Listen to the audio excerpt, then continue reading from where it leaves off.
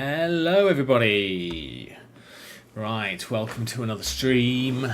So what are we doing? We're evaluating Rust GUI technology in 2024 for productivity style desktop applications, cross-platform ones at that. We've been doing this about 4 weeks or so now. I am getting quite tired of this. My overall feeling for those tuning in is that the state of Rust GUI apps in 2024 is bad, and that's the takeaway. Wait 2 years if you're considering writing GUI apps, desktop productivity apps, because mostly things just aren't there yet. However, I need something. I've got an app to write, and I need something, and I've got to deal with this pain. So here we are. So Cushy is what we're looking at today. We started looking at it yesterday. We made some progress. Let's have a look at the progress. This is the progress that we made. We've got a window. We've got a toolbar. It's got some buttons on it. I can close all the toolbar items. When I click home, it shows a home tab. It sort of looks like it's activated, but the styling is just hideous at the moment. When I click new, it creates a document tab and it shows some document tab content in it, and I can create multiple ones and I can switch between them, and we got that. Let's have a look and see what happens with the keyboard navigation now. I'm kind of curious. I've not tested this yet. So it appears there is some focus on this home button because it's got like a little purple thing around it. So we're just going to press tab and see what happens.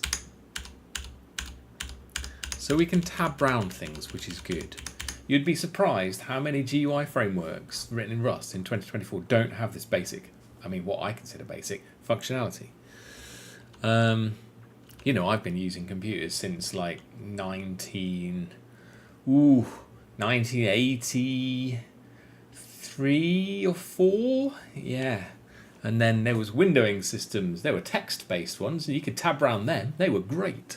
And then someone came up with graphical user interfaces on the Next systems. I think was one of the first ones that I used years ago. And you could tab around elements then. And this was the 80s.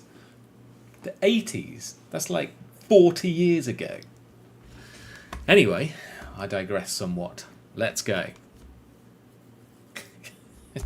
So we can tab round. Can we press Shift Tab? We can. It goes backwards.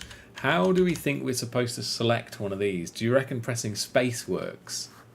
Oh, thank something. I don't know what. But yay, that is the correct key for selecting something. Not return that other frameworks pick. No, return is reserved for default actions on a dialog.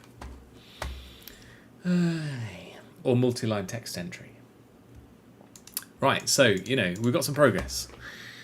Not only do we have some progress, but I put the code up, and the author helpfully has created 2 PRs to try and fix some of my styling issues. The takeaway bit is that there's a programming style which I don't like and I don't want to use for the first one, and the second one is there's issues with the select control that I'm using for a toolbar. The select one seemed the most appropriate widget to use because it works like a radio button where you can have only one thing selected, which is correct. You can't have more than one tab selected on a tab bar, right? Yeah. Right. At least you can't display more than one tab at the same time. Potentially you could select multiple tabs and then close the selected tabs, but you can't display more than one. Yeah. So one of the things we can just pull out of this, the workaround to the horrible background color that I was trying to change. Where's my code gone? The workaround to the background color that I was trying to change on these buttons, this black sort of dark grey thing. There's a workaround for that. We can apparently set the button background to transparent. So we're going to try that. Widget background. And we can go color clear. Oh. Wait a second. Clear what?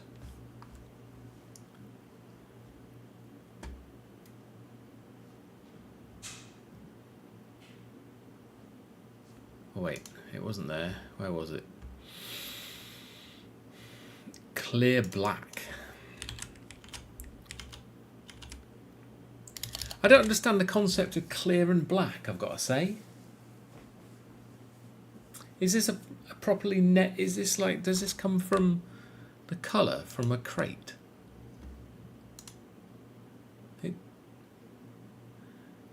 How can something be both clear and be black?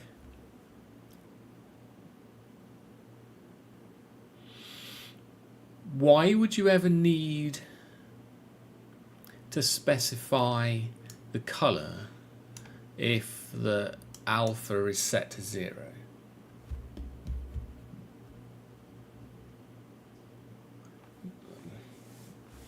Maybe you can inherit the clear colour, but then it's not clear at that point. If you inherit the clear colour by some other inherited widget and then set its alpha level to a non-zero value, then it will inherit the background of the previous thing, and the background of that will be black, but therefore it's not clear. So these seemed oddly named to me. It can't be both of these things. It can't be both clear and black.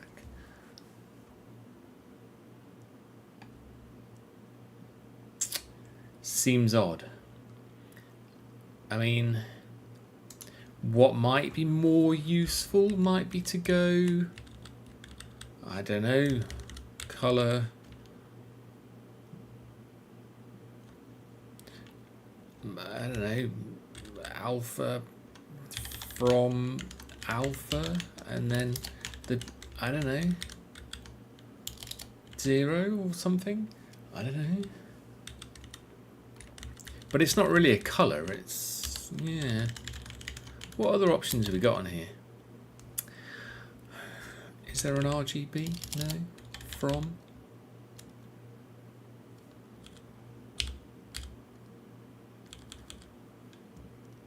From partial colour?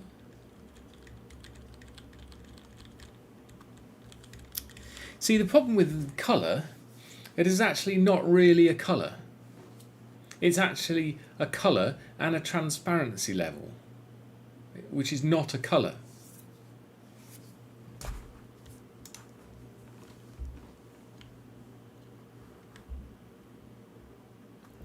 That's my thought on that. Let's have a look. So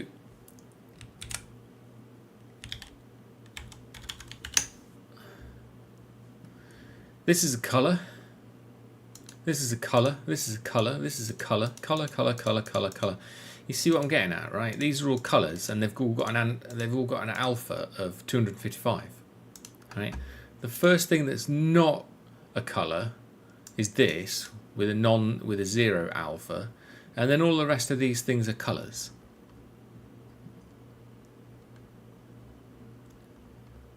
So perhaps colour is not really the right name for this thing.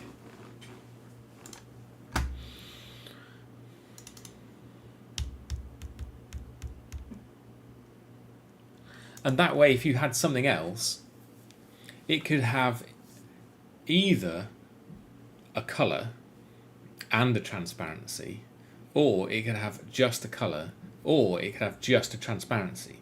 It feels like it should be an enum of one of those three things that you can do. Or something like that, anyway. I don't think colour, I don't think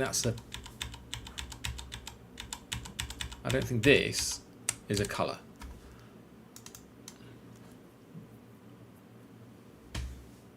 Anyway, let's move on and see if it actually does something.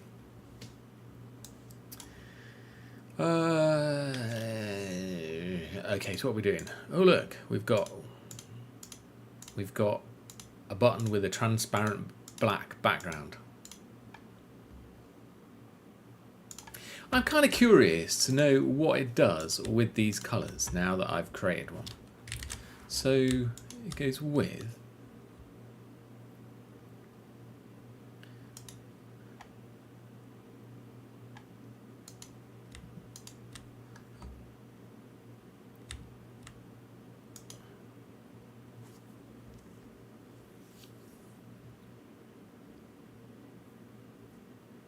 various things with colour on the end of them.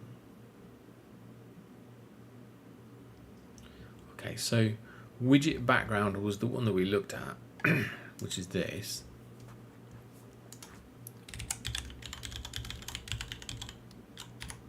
And it says it's got a colour.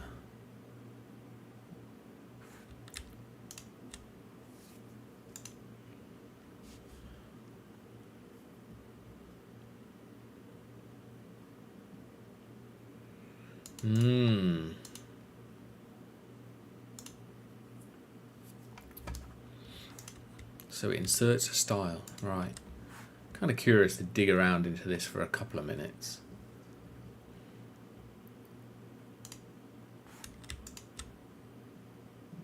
Components.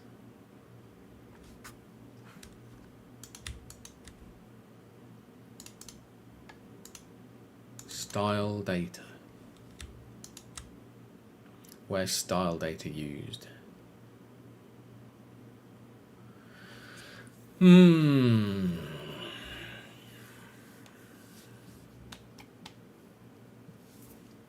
Surely it must be used by something.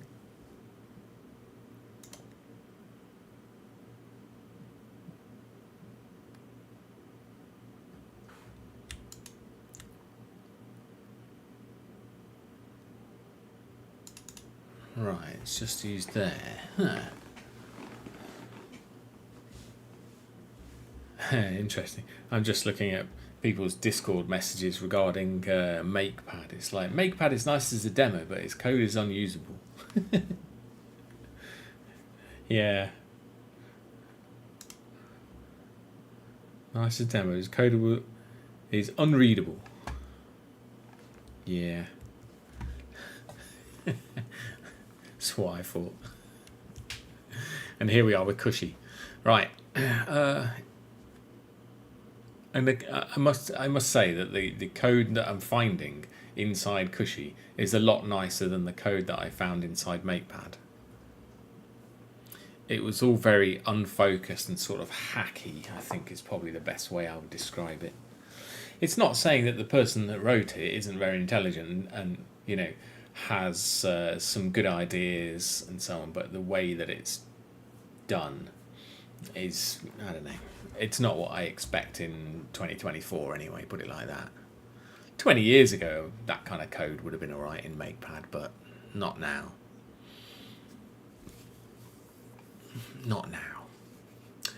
So I was kind of curious to see where these styles were used, how a style was applied, to see how it used a colour, but I think it's too far into the weeds and I'm not prepared to go that far right now.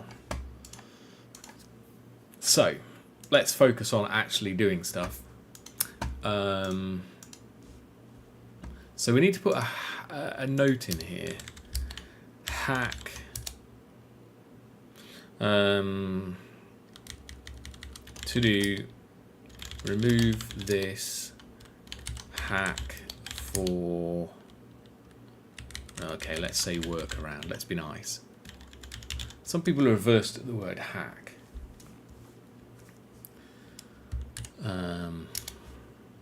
To me, code is just code. It's not necessarily a reflection on the person or people that wrote it. It's just, you know, what it is as you're using it. To do remove this workaround for select for the select buttons background.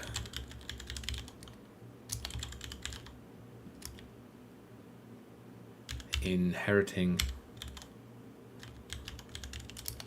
the, let's just say inheritance, because that's where the problem was. Background, I'm not really going to say background color inheritance, it's just the background inheritance really, I suppose. And I've spelled inheritance wrong, so let's try to fix that. There we go. Alright. And I'm going to do that as a separate commit, so I can revert that by itself without any other changes. Add workaround. Well, I suppose we wrote what we were going to... We wrote the commit message already. Workaround.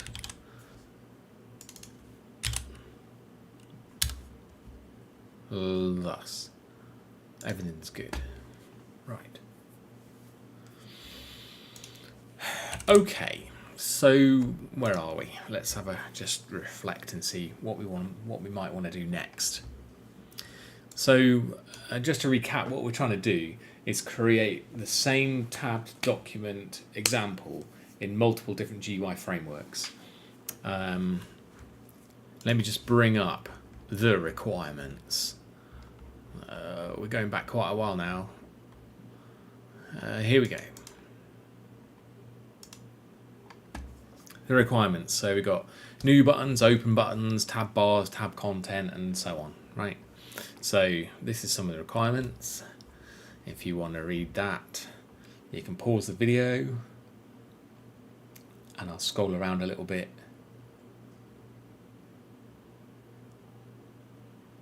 So that you've got a chance to read it if you want. And then I suppose I might need to do this because my head's, not that, this, because my head's in the way. There we go. All right. So, requirements. That's what we're trying to do. So, we've got this. And we can add home tabs. Great. And we've got a new button which creates documents. What I want to do now is just add the state to the application. One of the things that we want it to do is have a button on the home tab which says display on startup, which when it's ticked opens the home tab on startup. And when it's not ticked, the next time you start the application, it's supposed to not show the home tab. So we're going to try that. This home button is not like a long-term thing. It's basically just to allow us to make some progress with it. And then if we complete this example, we can delete the home button from here. Or at least make it so that it goes to the home button, home tab, and then you can't create more than one of them. Because at the moment it's a bit silly. Because you can do that. Right, okay, so. Now in previous things that we've created, we had the notion of some config file. So I'm just going to steal the same code from the previous example that we made. So the last one that did anything useful, well, slightly useful in this regard, was the MakePad example. And this is code that I wrote before I was doing the MakePad example, but this was the last one to use it, so we're just going to borrow all this again. So we've basically got a way of opening or serializing this data, basically, which is a config with a boolean and then some paths of documents that should be opened the next time the app starts. And this is how it loads and saves it. Yay. So we're just going to grab all of that. Grab the entire file. My structure tab is in the wrong place. It should be over here.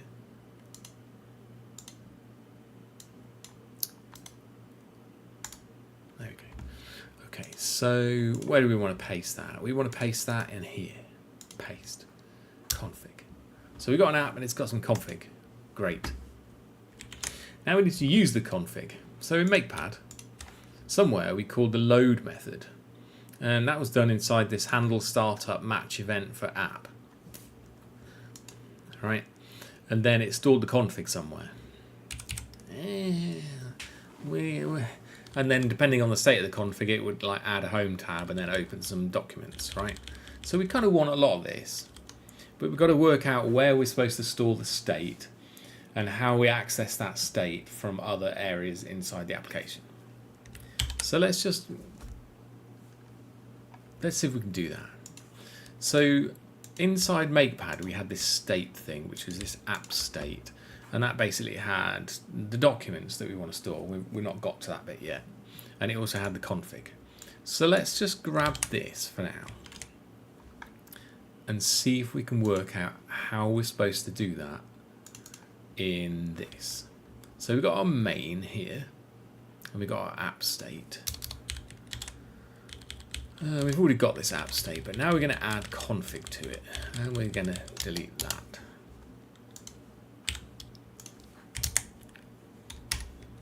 And we need to go mod config, and we'll move that up, make it alphabetical. Right, and now we can import that. So we're missing some things, so I guess we go default because our config implements default. Or does it? No, it doesn't actually. Hold on a second. No, we need to specify a default config. Oh no, we did do it. Yeah, we did do it. There it is.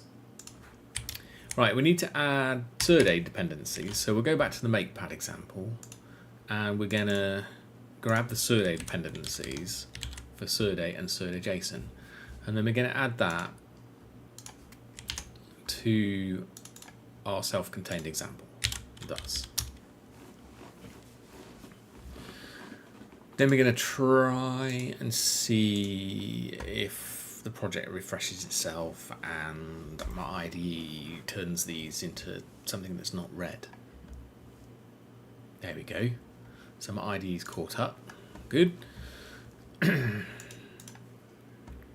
Right. So we get rid of this. So we can create a config. Let's see if we can compile that to start with.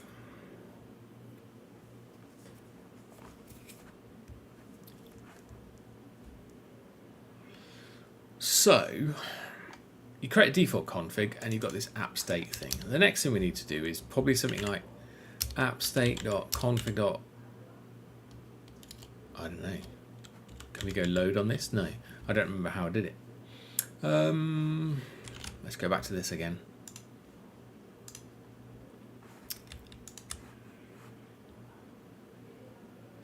Oh yeah, it returns something, right.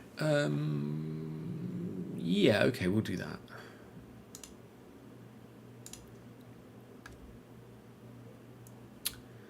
Let me remind myself of what load does if there's no config to load.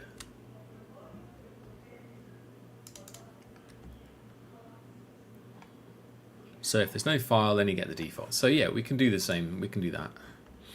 So instead of doing this, we can go config load. Right, and then if load doesn't work, then you get the default config, which is fine for this example. And then what we also need to do, after the app has quit, we also need to save the config back again in case the state has changed.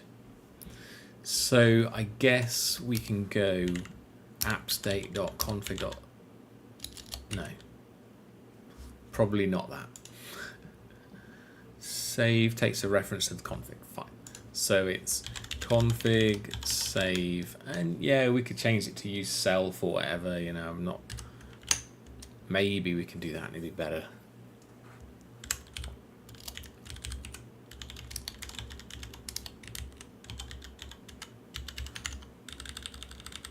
Now, this was previously returning a result, which I guess we still need to return at the end, so we'll just do that. I don't know what a Cushy result is.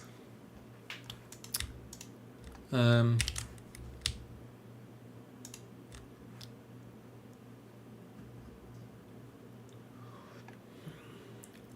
don't know what you might want to do with them or what it would contain. perhaps it didn't start up or something and then it died and then you get some result, but I don't know. Don't know yet. Right, so we've got that. So ideally,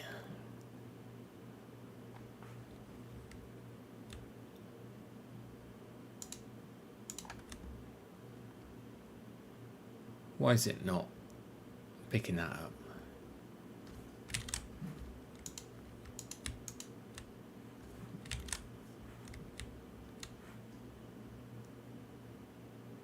What? What's going wrong with that? Am I going mad somehow? Config save? Oh, sorry, it's not. It's just a random method on the mod.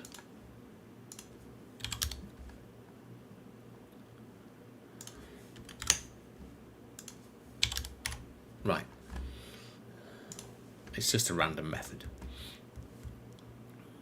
It doesn't belong to the config type.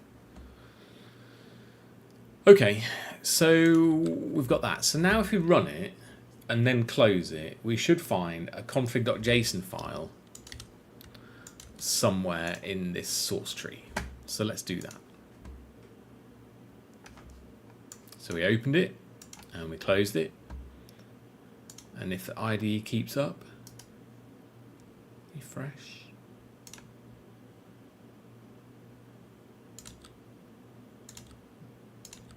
No. Where's my config? Do we think this even ran?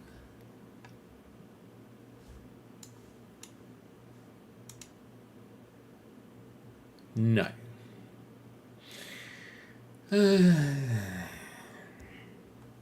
Why?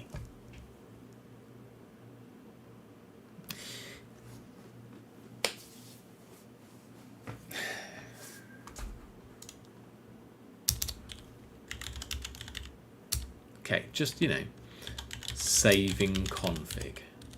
Just so, to make sure that it's not some weird breakpoint IDE issue, right? We're just going to run it. And we're going to quit it. And it does not print out saving config. So where does the control flow go from here? Right. This code is clearly never being called. Why? You expect it, my expectation is that when the main event loop of an application finishes, it delegates control back to the code that called it. And not just killing the application without returning. I had a similar problem with MakerPad, I believe. I think it was MakerPad. And in that, we had to do something stupid, which was handle shutdown, and that function was never called on Windows. So then what I had to do was do some really stupid thing, which was add a hack for when the X button on the window was clicked so that it called the on shutdown method, which isn't being called. These are the stupid things that I had to do in MakerPad. I'm hoping I don't have to do similar things in Cushy. But it's not looking good. Let's see if there's anything in the documentation. Oh dear. See, this kind of problem, you see, you don't expect this. And let's just randomly have a look at some examples. Game UI, for instance. So they all end in run, right? So pretty much none of these examples, it would ever be clear that control is never returned to the main method after this run is called. Right? I'm kind of curious to know if there is an example which has a main menu, which has a main method which does something else other than just call run as the last thing that it does. Let's see if we can find that out. Main. So, calls run. calls run.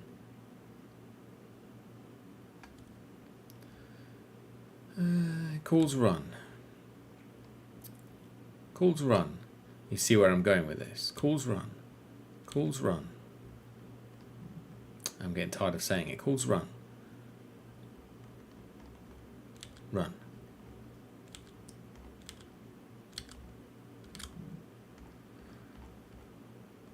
Oh, wait. Oh, there it is. Run. Calls run. You see?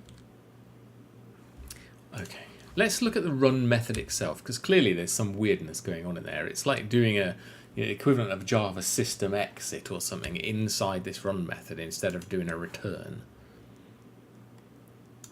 Right, so it's got a window, and this is probably from winning it or something, but no, maybe not.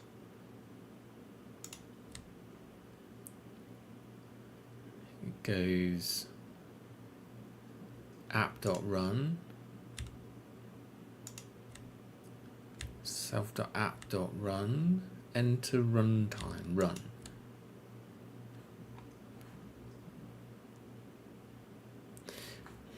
Like, where is this? This is in this. Okay.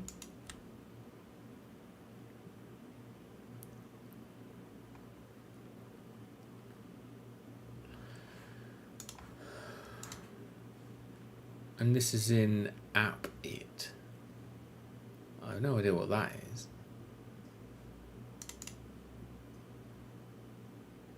Yeah, winning it. That's what I thought. So let's just see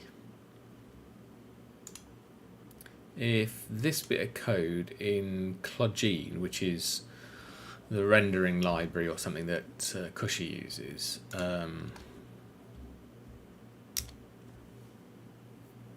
this file. I'm going to undo this change, don't worry.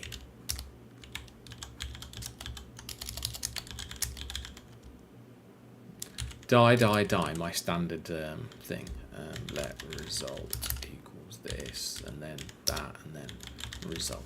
Right. I mean, we could do some breakpoints as well. That doesn't get called.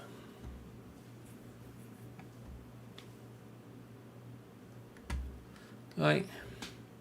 Let's just run a random example and not my code. Let's do the...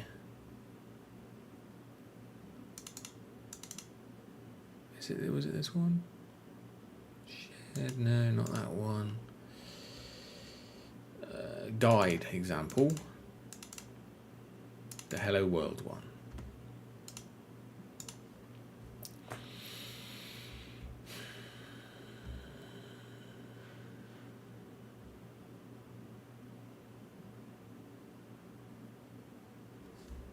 Right, we've got Hello World. Dead. So this run calls this, which calls run, which calls this, which calls run, which calls this, which calls run, which calls this, which calls run, which calls this, which does stuff, and it calls run. And you get an event loop. And what is this in? This is in winning it.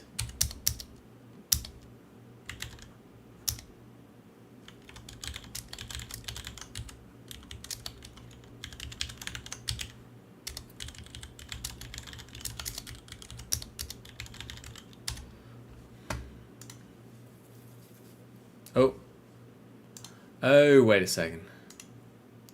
I need to clean. I mean, the breakpoint didn't get set, so cargo clean. Now we're gonna have to wait for everything to rebuild after this now,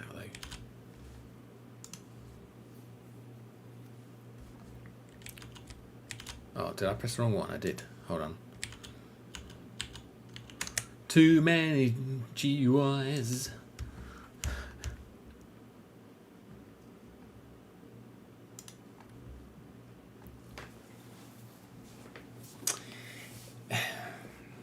Yeah, this is why it's very important to have real-world examples in your GUI framework.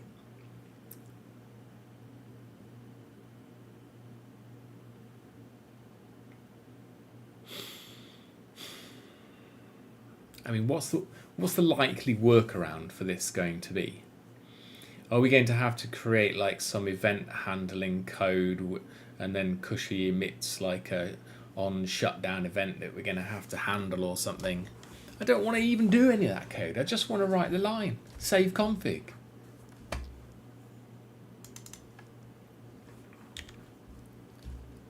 Okay, well at least we know it's rebuilding it.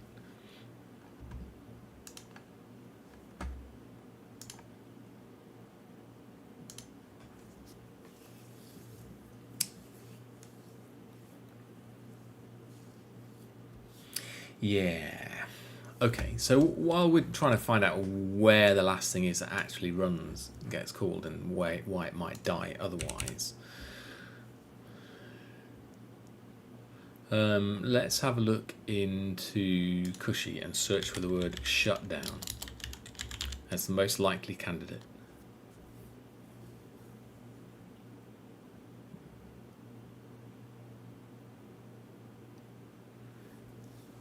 Apparently you can prevent shutdowns, which I probably want to do at some point. You know, if you've got unsaved documents, you don't want the app shutting down straight away. You've got to at least tell the user.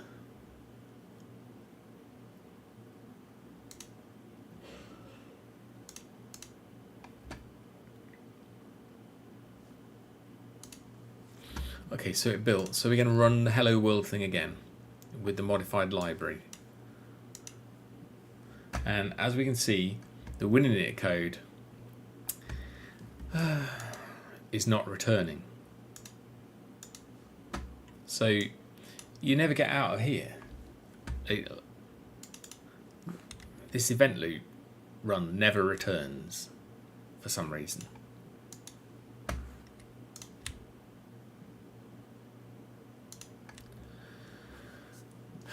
Run on demand. So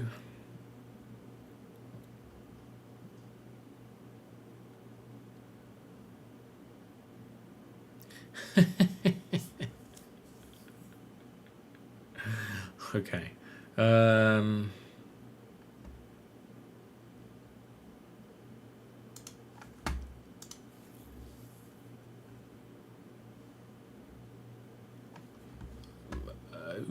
I wasn't expecting that straight away because I've not quit the application yet. Oh, I see. This is the loop. Hold on. So we need to put the breakpoint here. But we need to press go first. Yeah, so something inside the WinInit event loop is dying. Self.exit code. Break with a code.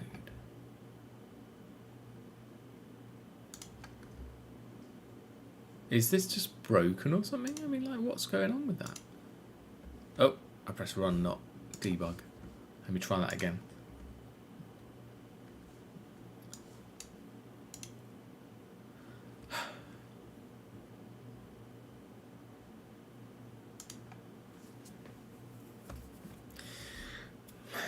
Is there a bug in WinInit?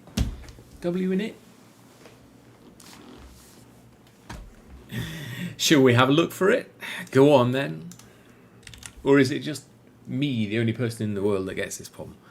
WinIt, Rust, GitHub, probably. Oh, my Google foo was good. Issues.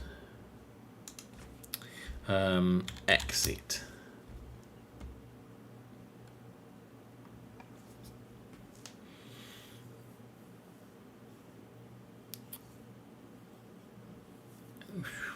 Eventually runs exits immediately on Android. Yeah.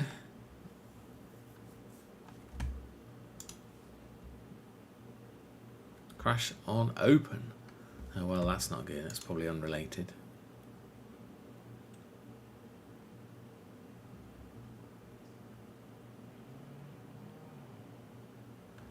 What about event loop?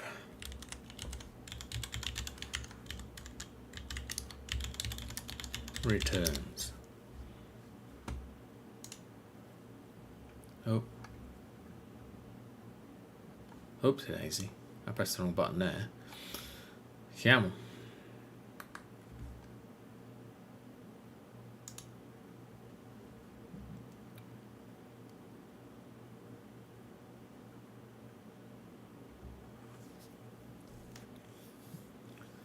wait.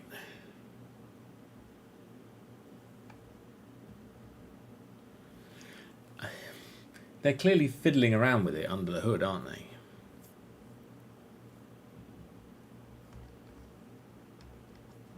Apparently that's interesting. Look, rework event loop to run APIs.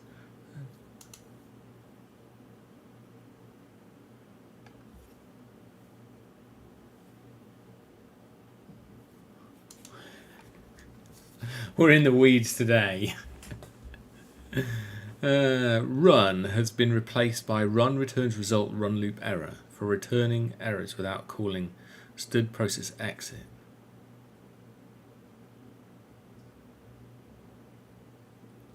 But it feels like it is still calling std process exit.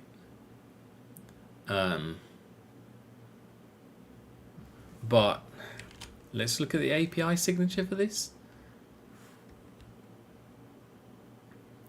Run gives us this event loop error. Let's search winning for exit. And what did they say? Process exit, yeah.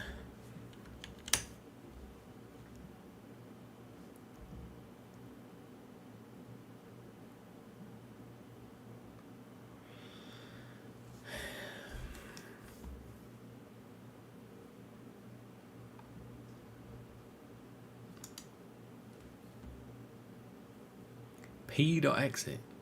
Exits the event loop. What is P? Let's have a look at this. Is P a process? Active event loop. And then do we have an exit in here?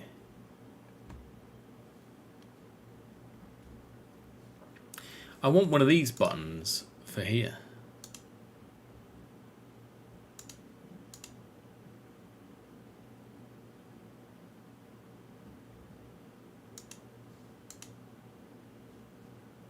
Oh, there we go, look. Okay, right. That's better. But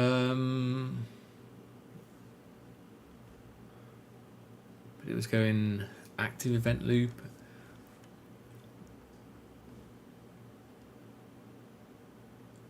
I'm looking for exit, a method called exit. Because, you know, that's what it was calling, right?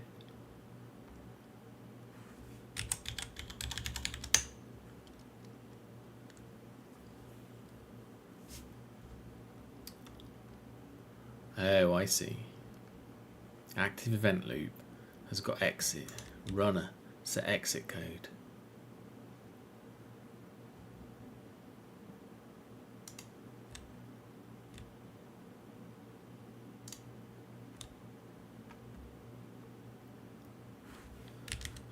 Don't know, might not be that.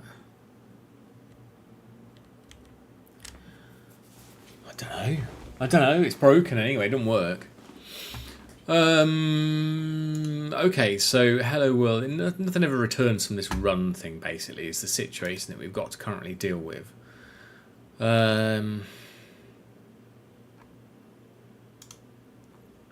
Great. Fantastic. Just what I wanted. No, not just what I wanted at all.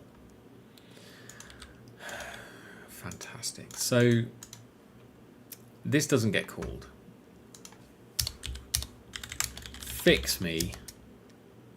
Control never returns here, at least on Windows. Config is not saved. And then we'll just mark this as a line in the sand, you know. And then we're going to go initial cut of loading, saving config. Oh, let's just say load save config.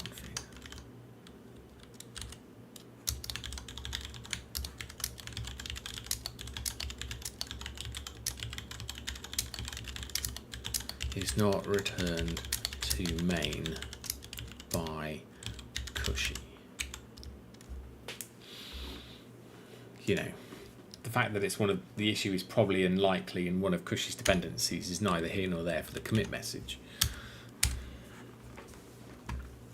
So yeah, what did we do to do that? We added Serde, we added the config file, we added the main file, and yeah.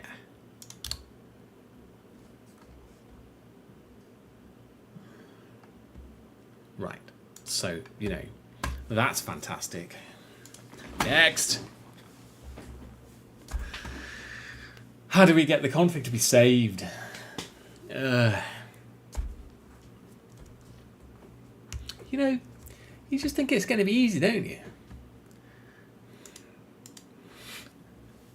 This is a problem with time estimation, right?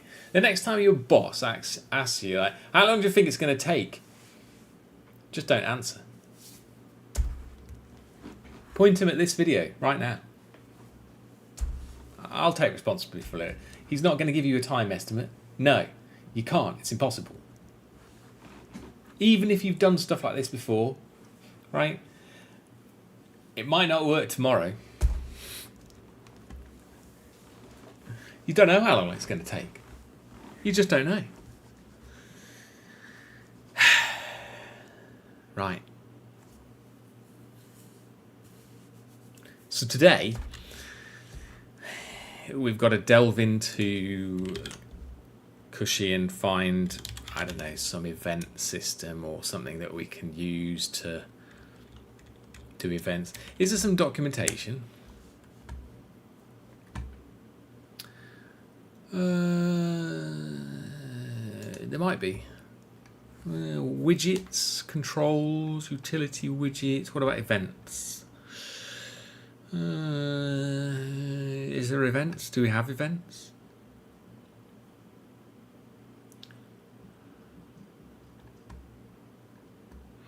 Do I need to? No, because I don't know when the window is going to be closed. That's the problem.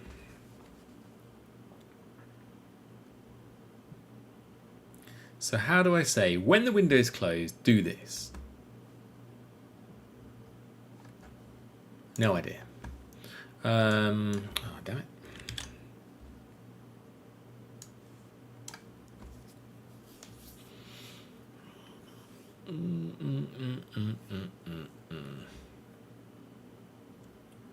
Is there perhaps a method that we can add to this UI thing? Oh, sorry, dot.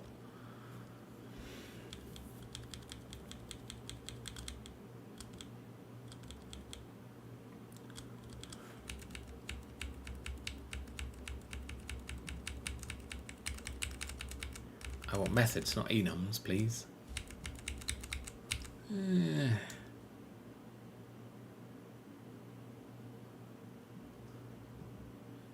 I mean, that's pretty useless. Oh, I've got a semicolon there. That's why. Okay. Okay, that's better. Right.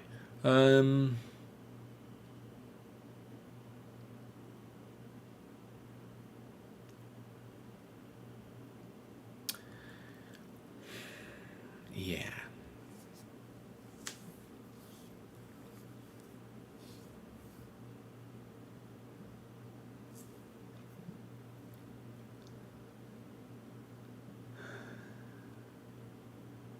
I mean, let's search for the word close. No. On. No. I don't know.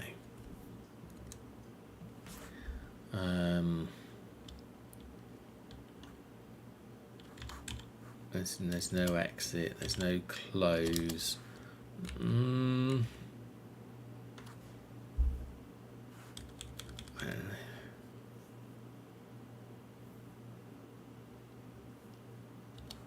Can you do anything particular with a window? I don't know. I mean, it's probably a bit silly to try and call into window on that, but I don't know.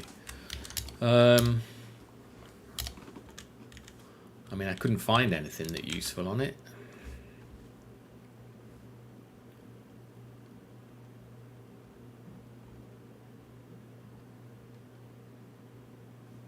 Yeah, that's not going to be useful because it's not an.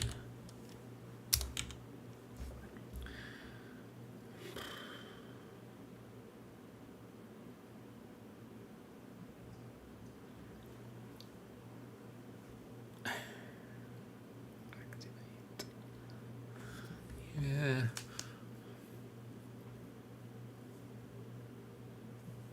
Because buttons, right? They have like an on something, right? So let's look at a button, for instance. We create a toolbar, right? And buttons have got things that run a callback on a method with an on in front of it. So let's just search for on.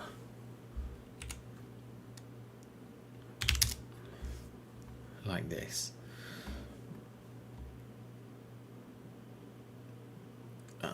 So there's on open, on close, and all this. So we've got this.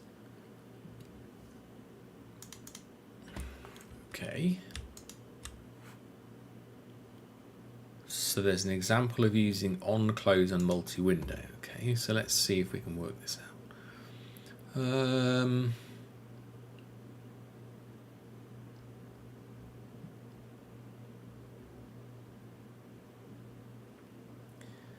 Yeah, what is this?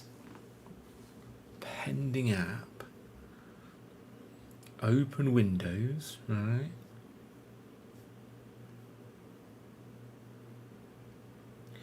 Because it feels like the window is sort of hidden from me at the moment.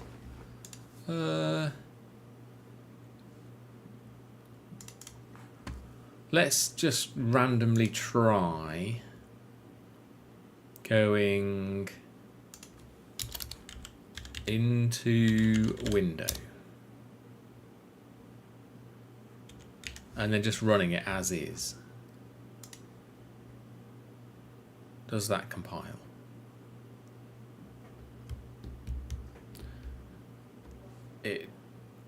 Oh, I'm running the wrong thing. This one.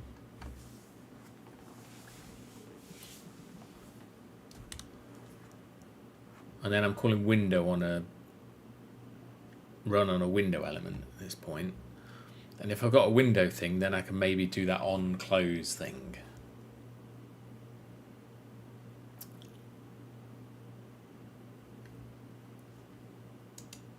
Okay, that does still work. So perhaps we can go to on close now. There we go.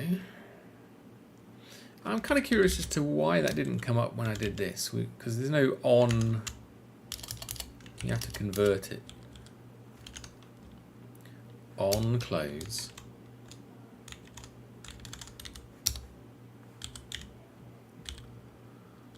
And I guess we go save config.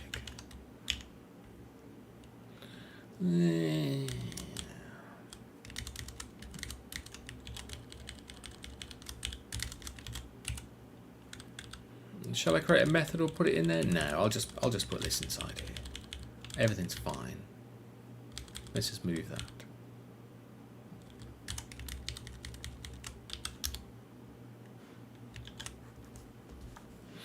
Do we think that does anything useful? Oh. Not yet.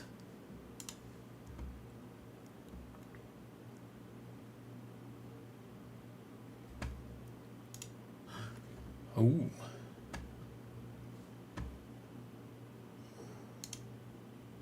It does.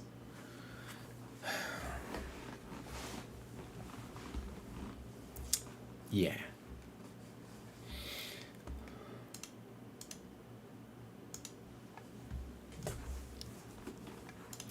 Righto. So we can save the config. So let's say work around control flow issues by using a window on close event callback or something.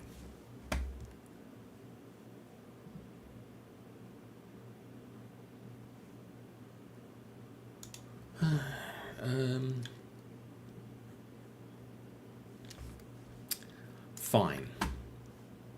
Okay. So now we should have the config file. Here it is. Oh my gosh. So what we need to do is something with this boolean. So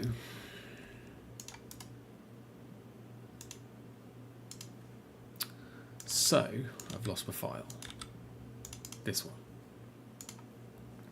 So now when we load the app, we can do this and do stuff. So now what we've got to do is decide how to programmatically add the tab to the UI. Where do we think it's going to be possible to actually do that? Because we've got a tab bar here, but the UI doesn't exist yet. It probably only exists somewhere here. So what's going to happen if we, for instance, here maybe go app state, well, if app state.config.show on startup, then go, what's the problem? Oh, I moved it.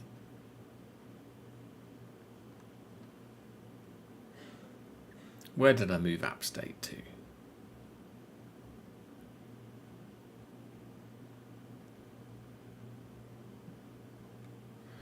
You see, and then we're going to need, I don't know, are we going to need to use these dynamic mutex things at this point? Like we had to with Floem? I think it was Floem we had to do that. So in Floem, yeah, this window menu is broken in this UI. It doesn't work. Are we looking at Floem now? Yes. So in Floem, we had our config and it was just that.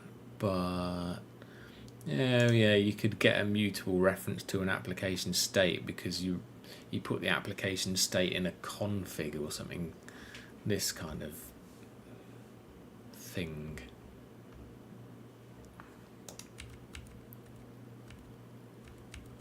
Who remembers where we called config save in here? Yeah, look, you see.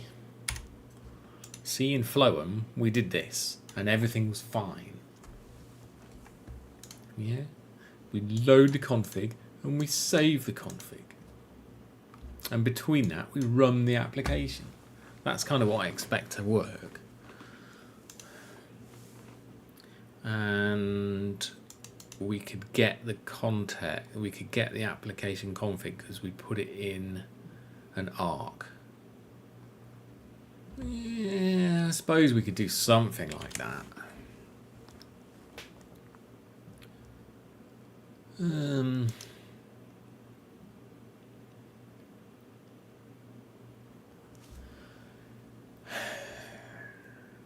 Do we want to do that?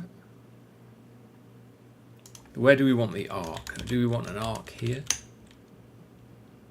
Oh, not there, sorry. I don't know. Honestly, I don't know where it should be.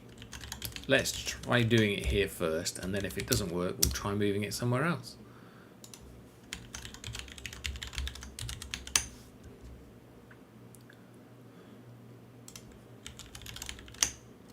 Is it get? Do you just dereference the arc? I never remember this stuff.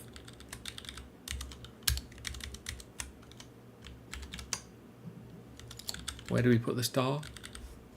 Is it complaining now about this? Oh dear. Let's just compile this and see what happens.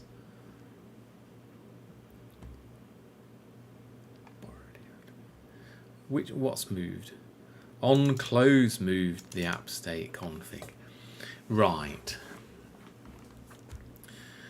So because we've got this on close thing, we need to do something else. Let's go let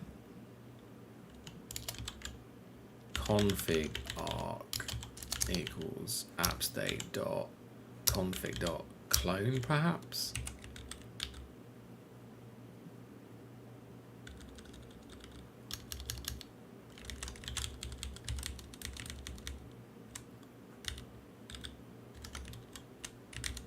Something like that, maybe? Yes.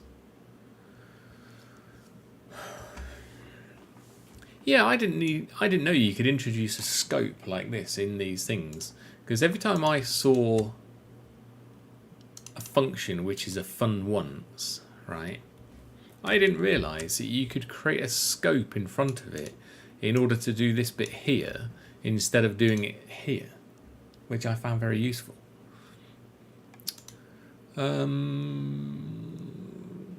Right. So I suppose we can go. Can we do this now? Yeah, we can. So the deref works fine. But that was useful in pinpointing where the error message was.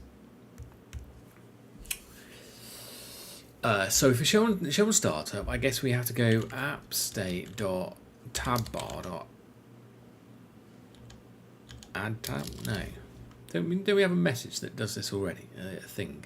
We've got a button somewhere. This one here it is. So we've got this.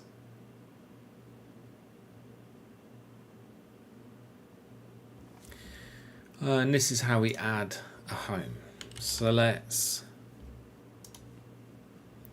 extract that to a method called add home tab.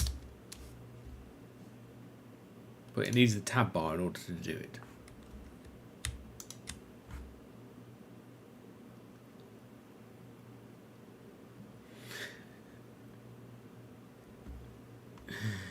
Yeah, and this is sort of like where you might need this context thing. But anyway, let's just use this for now and see if we can improve it later. Oh dear. So I guess we need to do that. Perhaps. Does it want a reference to it? No, it wants a dynamic. It's going to cause compile errors probably, yeah. So probably really this needs to be a reference to a dynamic. Oh gosh.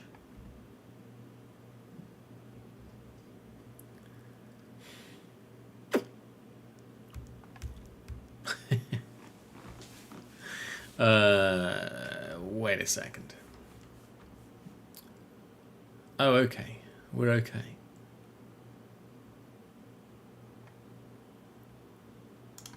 Can we do this?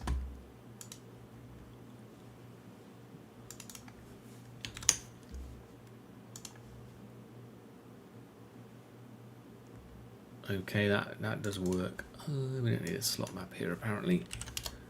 We will do it at some point, but not yet. Let's get rid of these.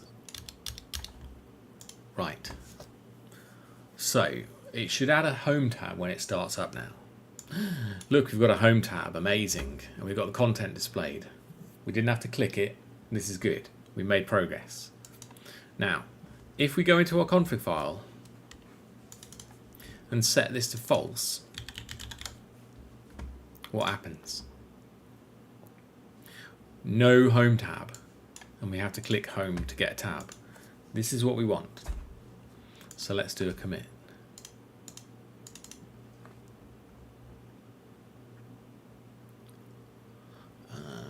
Whether we like all this code and how it's all panning out is another matter. But, you know, red, green, refactor. Except I've got no tests to go red. Next, commit message. Commit message, what's the commit message? I suppose... open a home tab on startup if is set.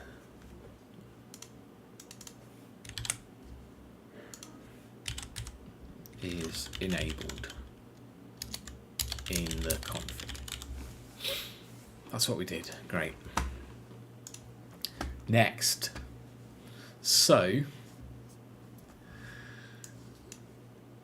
we've got our home tab and we need the button that says open on startup.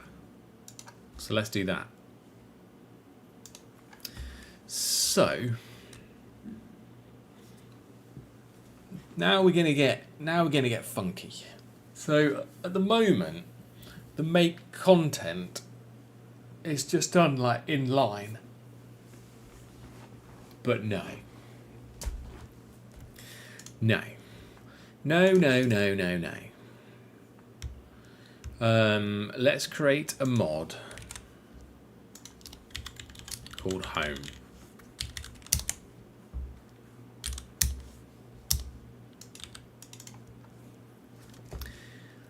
And let's create a method in here, which is going to be pub fun create content. And it's going to give us something that impulse make widget, I think. Right, and then we've got this, and it does this. So if we take this out, oh, widget instance, close.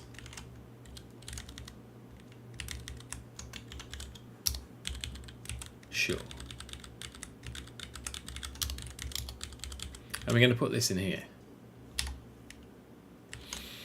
Everything's fine. And then we can go home, create content.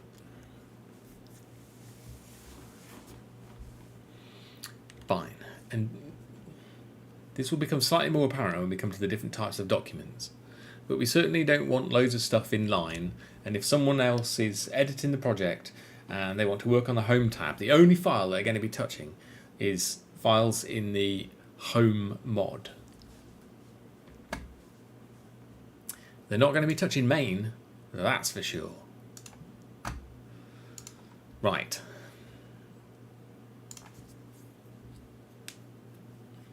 Yeah, we don't want people touching main all the time. That's just a bad idea. Every pull request that you see with someone touching main in it, you think they're going to break the application immediately because they've done something in main. You don't want that. At least you know if you see if someone modifying the files in the home mod, you know at least their changes are constrained to only things that happen on the home tab, right? Organize your code. Don't create giant large files called main.rus and put all your code in it. No. Right.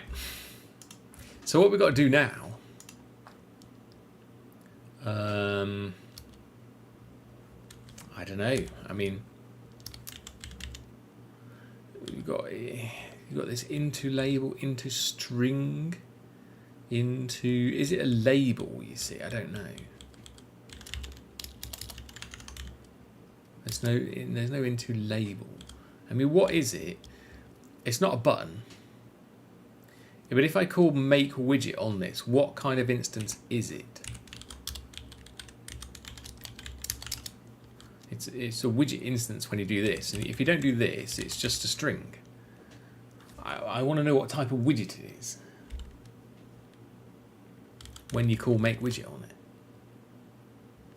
Like, there's probably an implementation somewhere which implements make widget on string reference.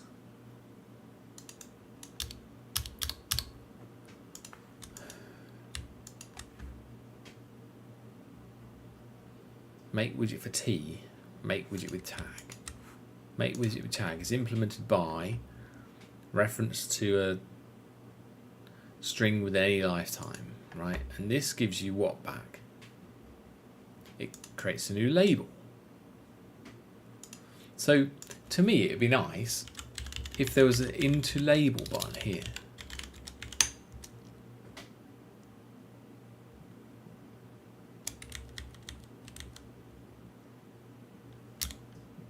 Like, why can't I have, why?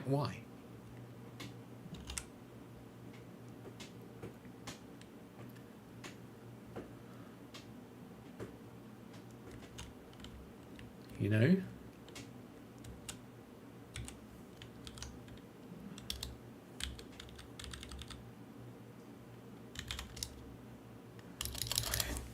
I want to name this thing called like home label.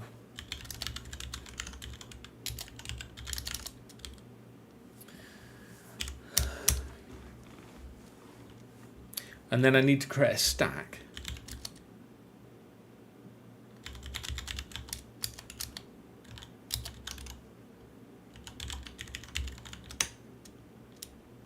From an array of a home label and a button. Show on startup button. This is what I want to do.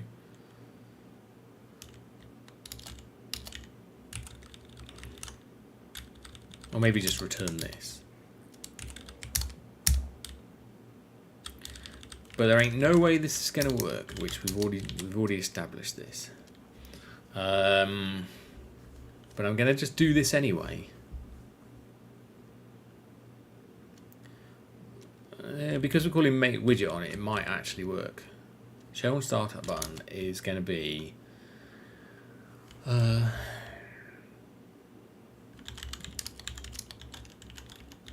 I want the internationalization here as well, but I don't have that yet either. Show on startup, and then we go what, into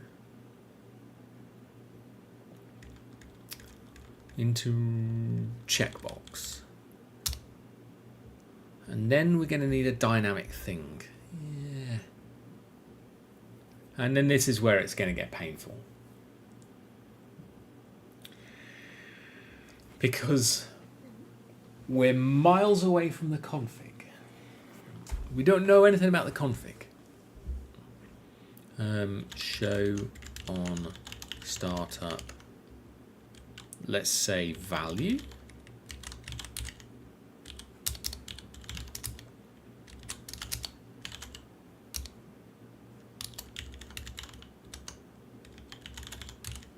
Right. Show on startup button.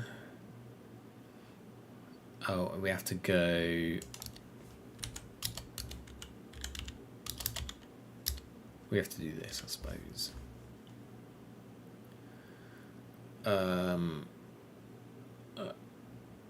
What?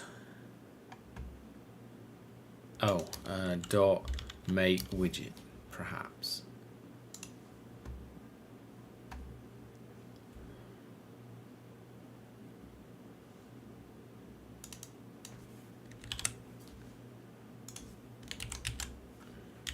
Did the wrong import there, but don't worry. Stack new. Oh, it wants orientation.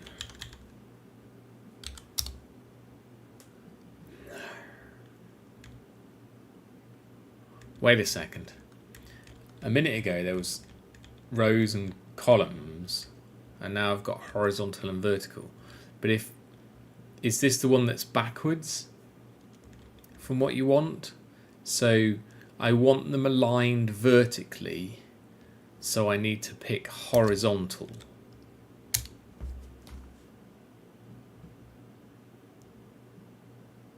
No, that's the wrong one. Which orientation is this? Widgets grid orientation. What?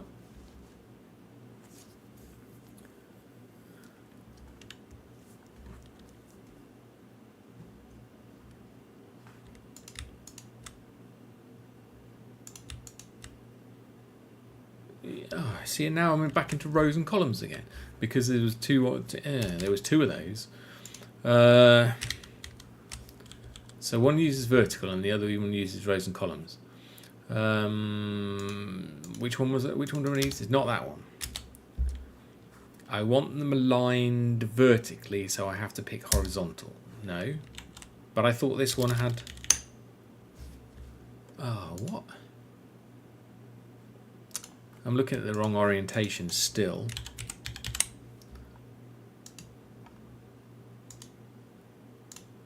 Create widgets grid.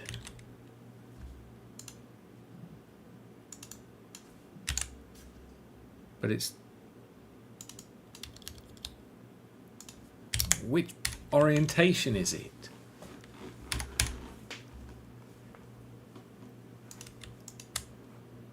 Public. Oh, sorry. This should be this.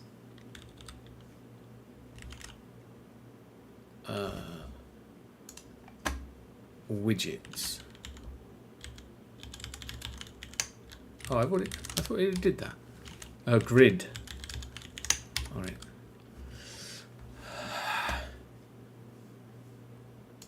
Where is this? Let's ignore that, because I can't work out where it is.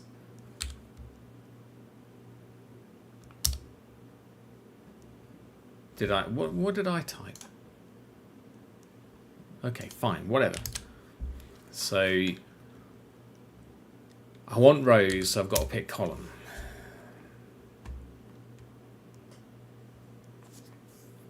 And then why doesn't it compile now? Widgets, you see.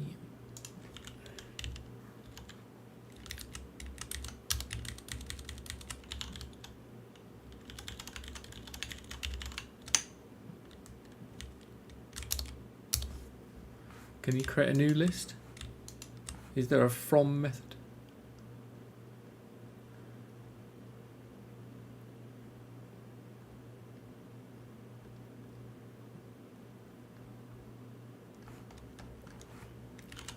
I can't remember. No, wait.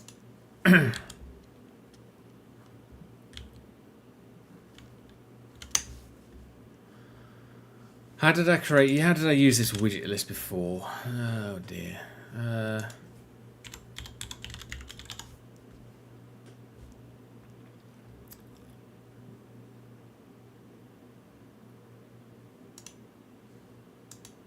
I created a new widget list like this, and we added stuff to it.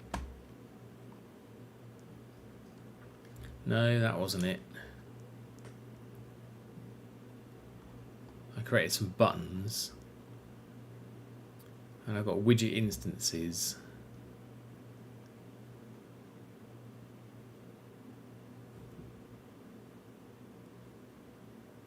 And you can go into columns on it. Right. Why can't I create a new stack programmatically, like using new?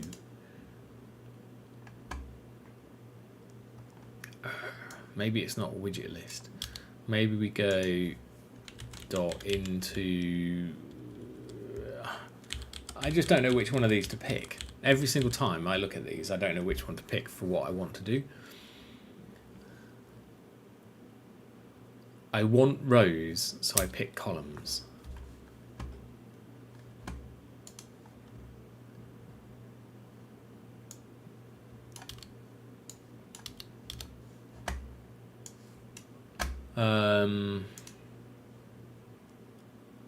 No, but they're not into rows. Is this one actually?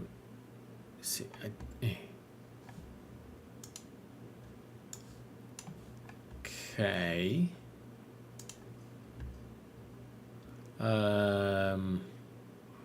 Why would the home tab content string be centered and the checkbox is not centered?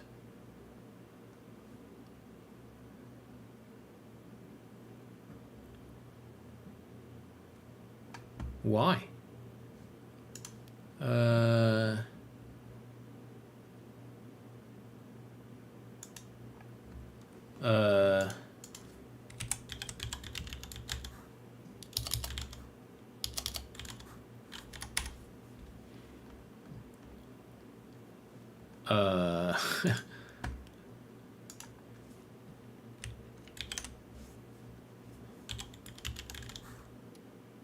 I haven't centered anything. Why is it in the middle?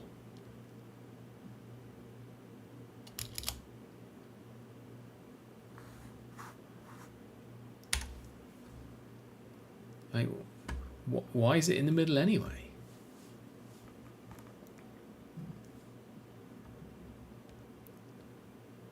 That's just...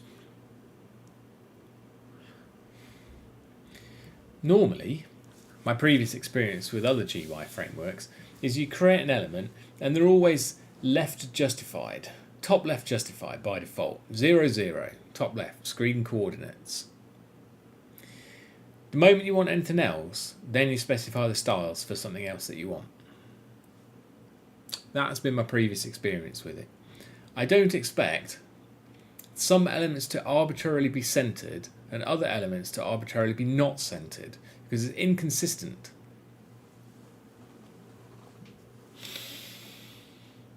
I suppose.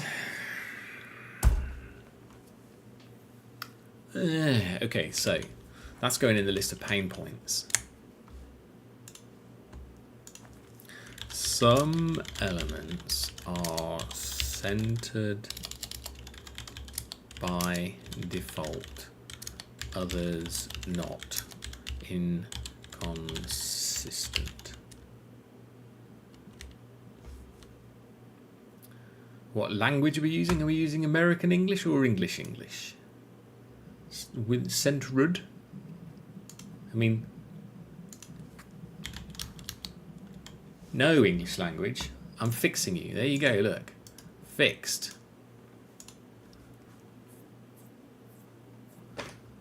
Centered. Not centered. Centered. Stupid. Inconsistent. Let's say most frameworks default positioning is upper left 0, 0 in screen coordinates.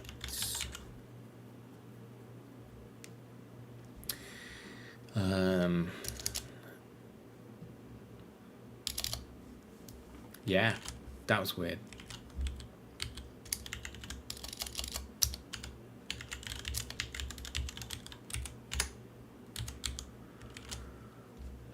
So we've got two choices. We can either uncenter the home text, or we can attempt to center the other stuff. Since we actually want everything centered, let's try calling centered on this. I mean, yeah. I've got a here, sorry.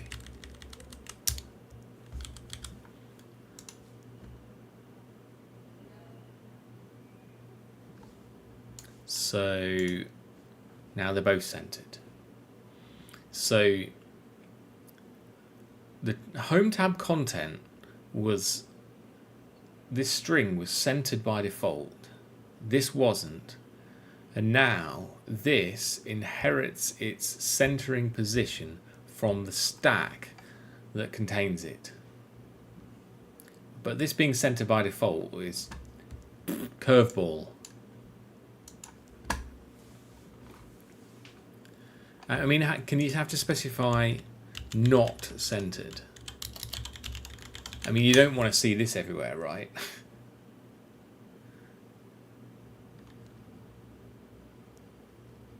Right?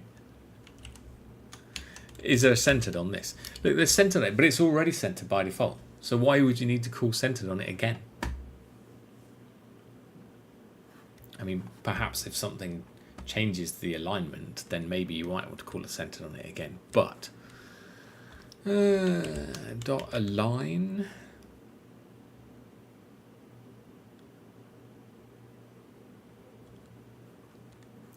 See, I'm just curious.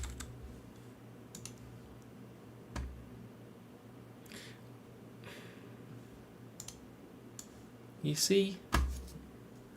It's not my imagination. It is centered by default.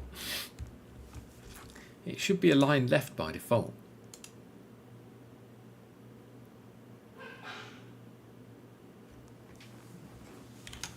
let's say default alignment on, let's make it default on labels is centered. Default alignment on checkboxes is left. That's what we observed.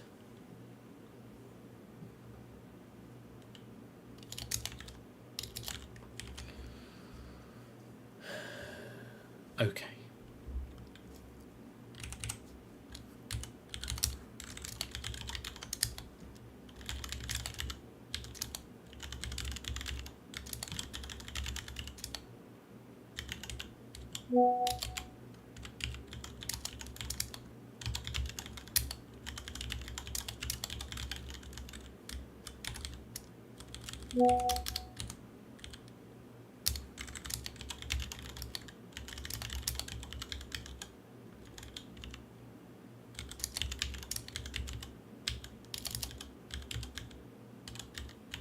So I'm saying, fix me, remove this alignment on the home label because all labels are center aligned by default. And then on the stack, we say center all the children, not individually.